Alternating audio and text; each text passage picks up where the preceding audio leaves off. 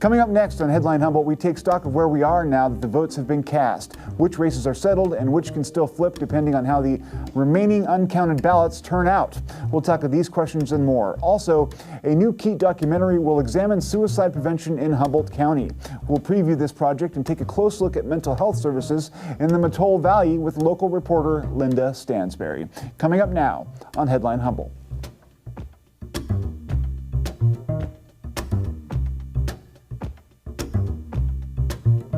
From the top of Humboldt Hill, this is Headline Humboldt. I'm James Falk. Thanks for joining us. While questions remain about the balance of power in the U.S. Congress, it's absolutely clear that voters have rejected the traditional staffing changes that accompany the first-term midterm election for a new president. Prognosticators were convinced that a red wave was about to crest across the country, sweeping Republicans into power and further crippling President Joe Biden. While this week's can hardly be seen as an embrace of Biden's policies, he's an unpopular president after all, it is apparently a pretty broad rejection of the recent cynical and often disingenuous claims that have been made about the state of this country's election machinery. For the most part, voters seem to have chosen a middle path, neither embracing the most ambitious ideas of Democrats nor advancing the most aggressive strains of election denialism that have been so vehemently embraced by some Republicans. All that being said, much remains to be seen how functional this new federal government can be given the obvious and enduring divisions that split this country into hardened camps. First, let's get through the numbers we have at the moment. For our viewers, these results indicate things as they stand in the middle of the election week. Due to Friday being a holiday, some of these numbers may well have changed by the time the show airs. Current numbers can be found by anyone with an internet connection by visiting humboldtgov.org. Only 16,998 votes were counted on election night. With thousands of votes likely remaining, many of these races could still well shift. In the race for county clerk, recorder, register of voters, with slightly more than 20% of registered voters tabulated, Juan Pablo Cervantes received 50.63%, while Tiffany Hunt Nielsen received 49.37%. In the race for 2 seats on the Arcata City Council, Meredith Matthews received 32.33%, while Kimberly White received 30.11%. In the 2 competitive seats for Eureka City Council, John Fullerton received 52.31%, while G. Mario Fernandez received 47.69% in the race for the 3rd ward. In the 5th ward, Renee Contreras DeLoach received 51.73%, while restaurateur Nicholas Cole received 48.27%. In the race for 2nd Congressional District, Jared Huffman received 60.99% of the Humboldt County vote, while Republican Douglas Brower received 39.01%. Huffman appears to be on his way to re-election district-wide. In the 2nd Senate District in the state, incumbent Mike McGuire received 60.85%, while challenger Gene Yoon received 39.15%. He will also be re-elected, as will Assemblyman Jim Wood. He received 60.13% to challenger Charlotte Savolo's 39.87%. Now, switching to measures and propositions, Humboldt County did support Proposition 1. That's the constitutional amendment securing abortion rights, with 69% for it to 31% against it. Statewide, that figure is currently at 65% in favor. Both sports betting initiatives, Proposition 26 and 27, failed in Humboldt County, with 70.01% voting against Proposition 26 and 82.59%, that's a large majority, voting against Proposition 27. Similar results were reported statewide. Those appear to be going down. Proposition 28, which would secure 1% of state education funding for arts and music programs, passed Humboldt County with 64.44% of the vote. Statewide, that number approaches 61.5%. Proposition 29, which would require increased reporting and a licensed practitioner in every kidney dialysis clinic, failed in Humboldt County with 69.9% voting against it. It appears to be passing statewide, however. Proposition 30 would impose a tax on wealthy state residents to support electric vehicles. It passed in Humboldt County with 51.48% of the early vote. That number flipped statewide, with the measure losing with 59% voting no. Lastly, Proposition 31 would uphold the state ban on flavored tobacco products. It passed in Humboldt County with 63.09%. That number also rises statewide to 62.3% overall. Additionally, Governor Gavin Newsom and Senator Alex Padilla have been re-elected statewide. And lastly, Measure M, a proposal to fly an Earth flag above all others in the city of Arcata. That measure also appears to have failed. 44.76% voted no, while 55.24% voted in support. We had a chance to visit some polling places Tuesday, including Cutton School, where we were able to chat with some poll workers and ask them about their motivations for serving their country.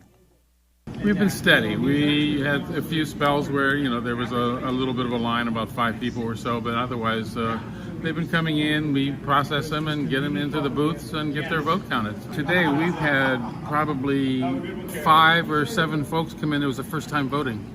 Young folks coming in to vote for the first time. That's good, yeah. So I think that, that's the kind of thing that it's really nice to see because, again, they're getting, involved in a process that we all take for granted sometimes. I think people should develop a better attitude about the vote by mail system because, first, it does help more people vote, and people should be encouraged by it, not discouraged by it. From what I see with my hands-on experience, there's no reason to doubt our electoral system here. Most of the people that come in here thank us. They leave, when they're leaving, they thank us for us volunteering for stepping up to do this. I've talked to a few of the folks here that I've worked with several of these people before, but now we have some new folks in there, and I did ask them why they do it. And of course, it's civic pride. It's American pride, and so they want to be part of that process. Real quick, before we move on, I want to say I misspoke with the Measure M. It was 44.76 in favor of it and the opposite in opposed to it, so it did fail. I was right about that, but I got the numbers a little mixed up there. That's because there's a lot of numbers. That's what's the thing with election night. So we just heard from an election worker who talked about why he chose to volunteer, and I know that you spent a large part of your day at a polling place yesterday. Isn't that right, Linda?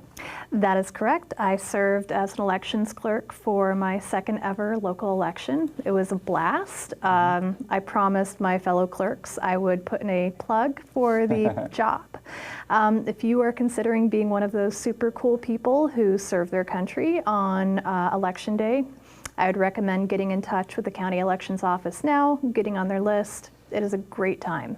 So now, what's involved with that? I mean, I imagine there's some training that you have to undergo to prepare yourself, or is it just like for a certain class of people, it's just show up and do some basic stuff and other people receive training? How does that work? All workers are very rigorously trained. It is a short training, but they cover a lot of information. Mm-hmm. The elections office is very efficient and organized, maybe the most efficient and organized county office we have. Yeah. And by the time you arrive there, you should be able to do just about everything, but you do have managers with a lot of experience who are able to give you direction if you need it. Yeah, and it wasn't a light day, it sounds like. What time did you get there, you said? 5:45 a.m. And what time did you go home? 10 p.m. That's a long day. So at the end of that process, how do you feel about, I mean, this is your second time, I guess, but did anything surprise you about, being behind the scenes and seeing how things work? I would say, as a general rule, no. I love our community, and I feel as though the people who show up on Election Day and who volunteer on Election Day represent some of the best of Humboldt County. Absolutely. And I love people watching and meeting my neighbors, and in general, I have nothing but good things to say about it. I watched a newly minted voter, 18 years old, literally prance to cast his first ballot. He was so excited, and that kind of thing just makes it so rewarding. Yeah, I think I mentioned to you, my 18-year-old son Henry, who sometimes volunteers at the station, he's not here today, but he got to cast his first vote, and he got a ballot in the mail, but he wanted to go down to the polling place and actually, do the thing there, and so that was very exciting for him as well. Moving on to the results, I mean, any thoughts that you have? Obviously, you've been covering Humboldt County for a long time. Mm-hmm. You're on various publications and done a lot of work here. Did anything surprise you about the national or the local results that you've seen so far? Well, although we don't have a full count on the votes. Yes, and we're still a ways away from that. And, full disclosure, I haven't been paying as close attention to the Eureka City Council elections as I normally do. I was surprised that we don't have a clear idea who's going to be the winner in those elections. I think, if I remember correctly, the past couple of elections, there's been kind of a clear progressive candidate for each of those, and they've had a fairly robust lead by the time election night is over. This year it seems a little closer, and I found myself surprised by that. Yeah. Also, John Fullerton, this is what, his third or He's fourth run time a number running? of times, yes, absolutely. And this time it seems like it's very, very close. Maybe victory at last for him. The fourth is a charm, or whatever it might be. I don't know.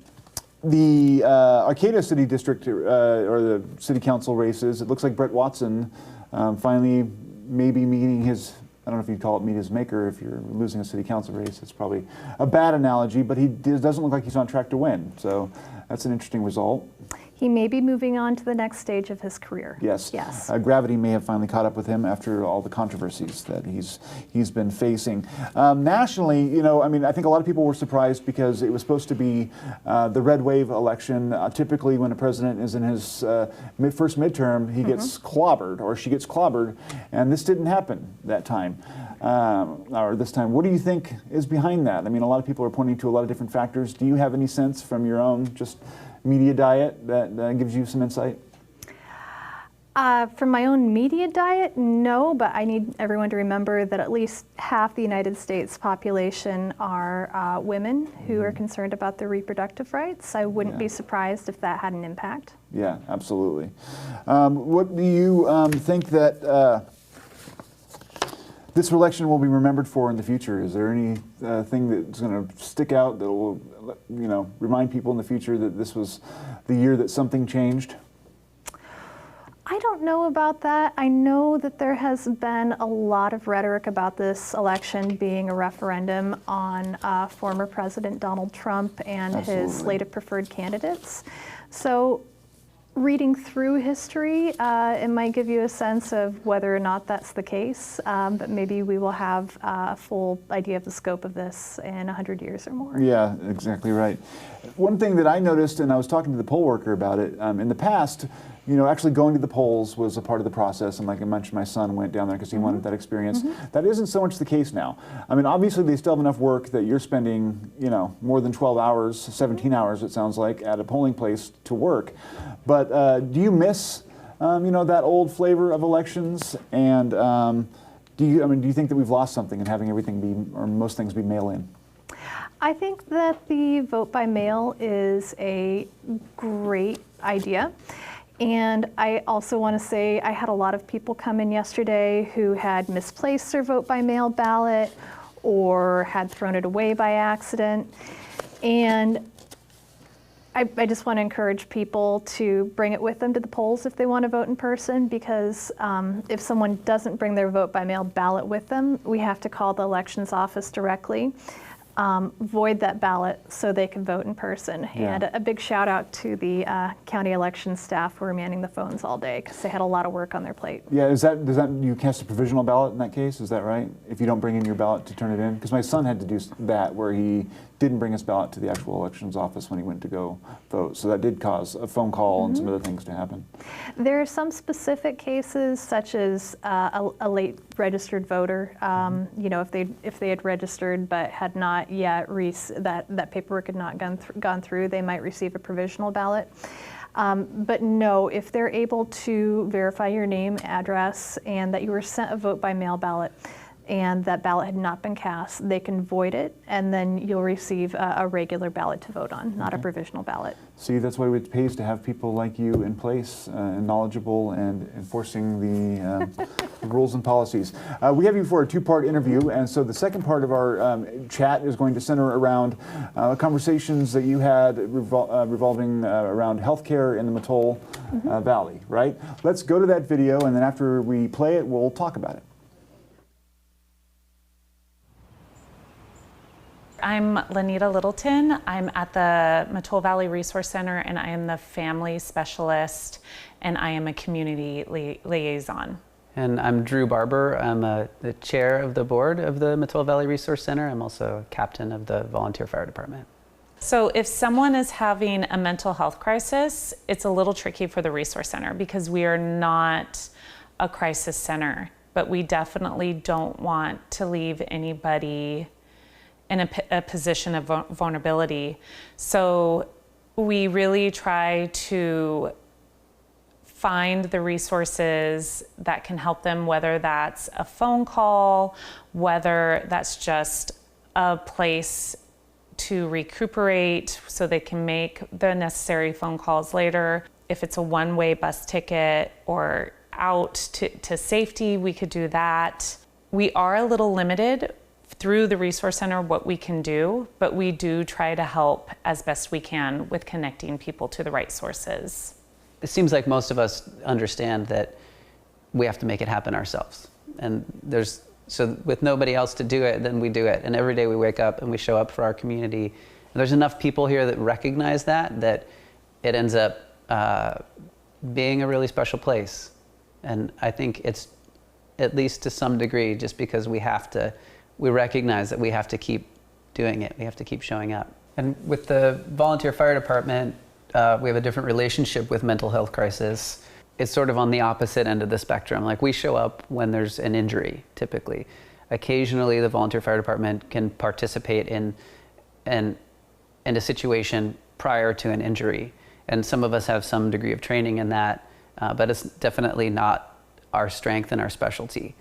So yeah, I kind of see the resource center is like this aggregate prevention tool that over time works on things like minimizing adverse childhood experiences so that you end up with fewer situations that put people at risk for the fire department to need to be called. That's sort of the progression.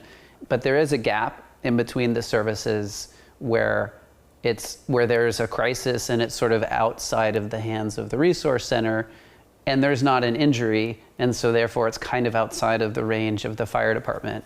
I got originally involved in the resource center because there was nothing on the downstream side of that. Like, there was just the post-injury fire department response, and we had a local suicide that a lot of us in the area saw coming, and we just didn't have any tools. We didn't have any resources. We didn't have training.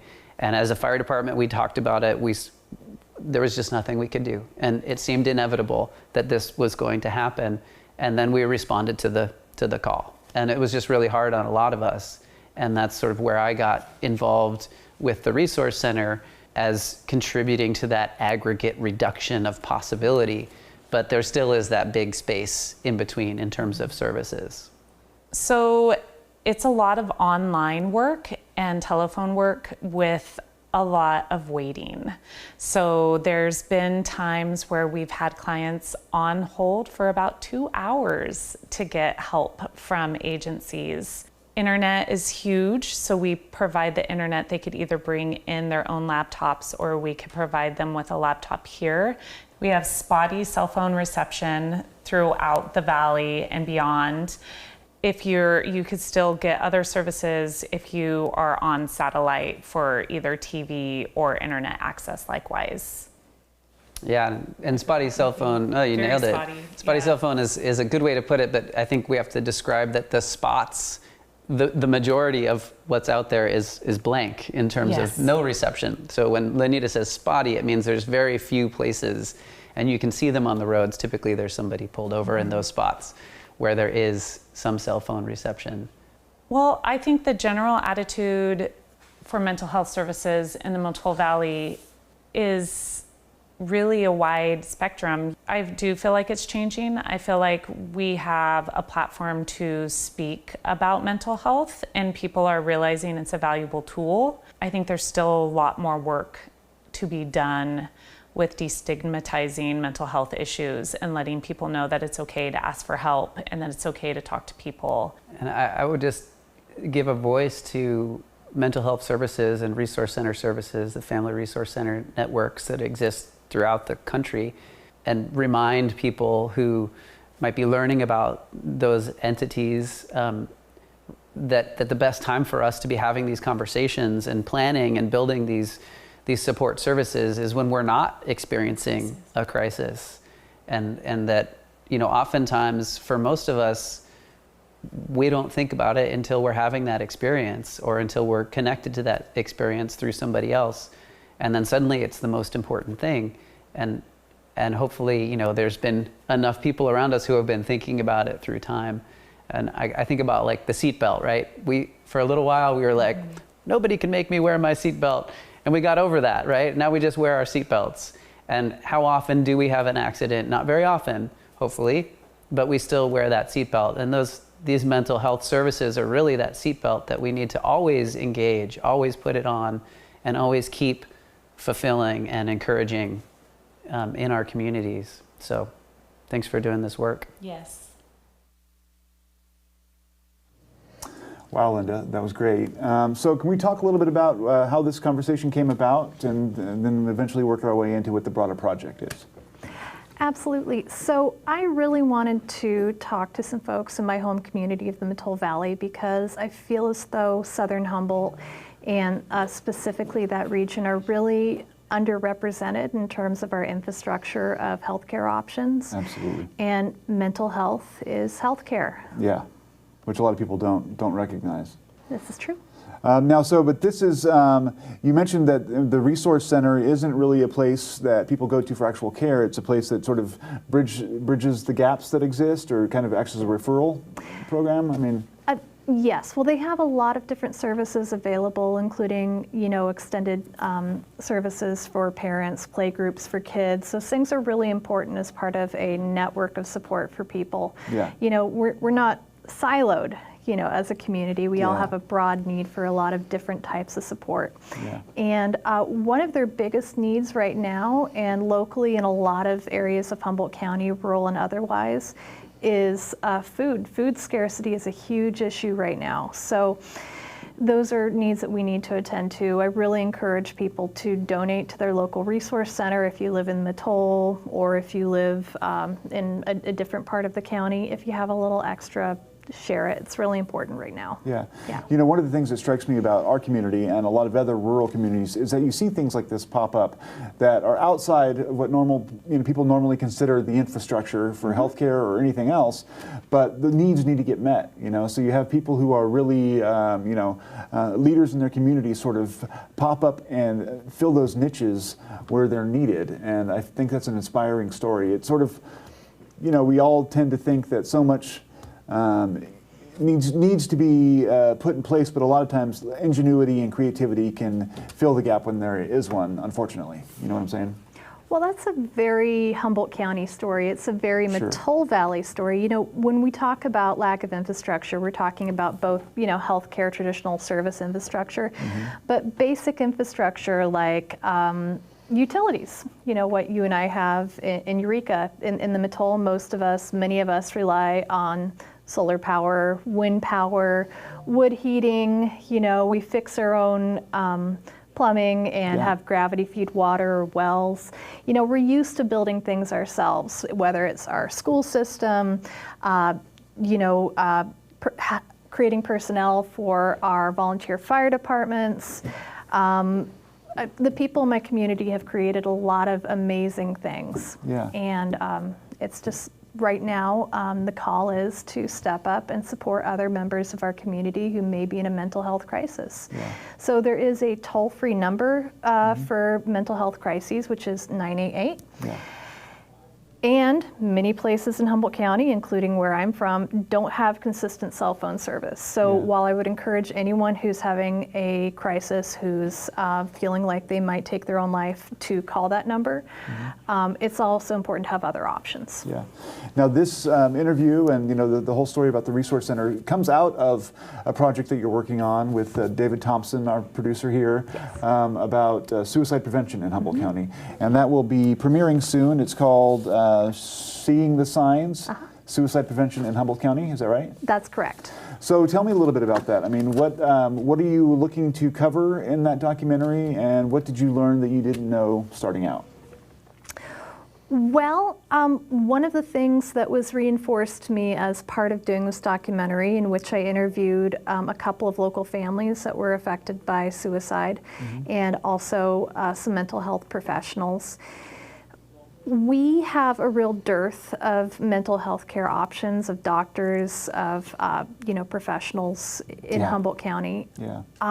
I did not realize how extreme that problem was until I was talking with people who went through the process of really actively trying to find help for their family members who are in a mental health crisis and not being able to find anyone. Yeah. And it's really striking. We talk about our local doctor shortage. Again, mental health is healthcare, Yeah. and we need to consider that as part of our ecosystem of health. Yeah. In Humboldt County in particular, are there any segments of the population that are more prone to, facing that issue, or things that maybe parents should watch out for? How do you? What are the risks, I guess, for the people in the general population when they're looking at their own families and lives? Well, we know that people who have had a lot of adverse childhood experiences, or ACEs, which was the subject of a documentary you did, Yeah, absolutely. are more susceptible to different things, including suicidal ideation. Yeah. In general, what I learned from talking to parents and family members is that their loved ones often talked about feeling helpless, about feeling lonely. These are really common thoughts with suicidal ideation. It's just a feeling of hopelessness. When someone talks a lot about not wanting to be a burden, or feeling like asking for help is burdensome to other people, Yeah. that can be a warning sign. So having an honest conversation with someone you're worried about, using the word suicide. People are afraid of talking about it because they feel it will encourage or trigger the person in their life Sure. to take their life. But in Yeah. fact, what we know from speaking to experts is having that conversation, saying the word, and being honest is actually really effective. And not most people who think about suicide do not take their own lives. So it's important to tell those stories of recovery as well. Yeah, absolutely. I mean, I think if people who it may occur to them but don't follow through, they can be a source of strength to people who can realize that maybe just having the thought doesn't immediately, drive you to one particular result or the other. We only have a minute left, but I mean, if you could real quick talk to me about how, when you're interviewing folks in this regard, especially family members and stuff, I know it can be particularly tricky for a journalist. How did you approach that? Well, so suicide is something that has affected me in my own personal life. And so I find myself connecting very closely with people who have also been through that, who have been impacted by it. Yeah. So I guess I would say I don't approach it as a journalist. I approach it as someone who has been impacted by it and having that human connection makes things stronger, I think. Yeah. That sounds amazing. I can't wait to see it, Linda. Thank you. That's our show for tonight. Stay tuned. Stay informed.